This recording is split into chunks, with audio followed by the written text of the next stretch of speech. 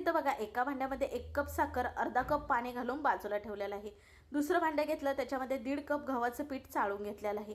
पाव कप इतकं नारळाचा बुरादा घेतलाय, अर्धा कप इतका बारीक रवा घेतलेला आहे. थोडंसं मीठ घालणार आहोत आणि छान असं हे मिक्स करणार आहोत या पद्धतीत. नंतर आपल्याला इथं साखर जी बाजूला ठेवली होती पाण्यामध्ये, त्यातली साखर आणि पाव कप इतकं तेल घातलेलं आहे. हे पिठाला छान असं चोळून घेतल्यानंतर आपलं साखरेचं पाणी आहे ना, ते थोडं थोडं घालून पीठ मळून घेणार आहोत.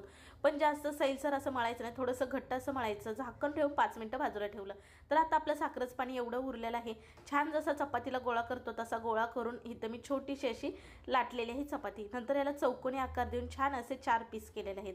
त्यातलाच एक पीस उचलून चाकूने ह्याच्यावरती डिझाईन करून घेतली. आता अशा प्रकारे सगळी करून घेतली आणि आपण इथे करत आहोत गव्हाच्या पिठापासून बिस्किट. तर छान अशी गरम गरम तेलामध्ये सोडली, मध्यम आचेवरती छान सोनेरी कलर येऊपर्यंत तळून घेतली. बघा घरच्या घरी खुसखुशीत अशी आपली गव्हाची बिस्किट तयार आहेत. चला मग पटकन सबस्क्राईब करा.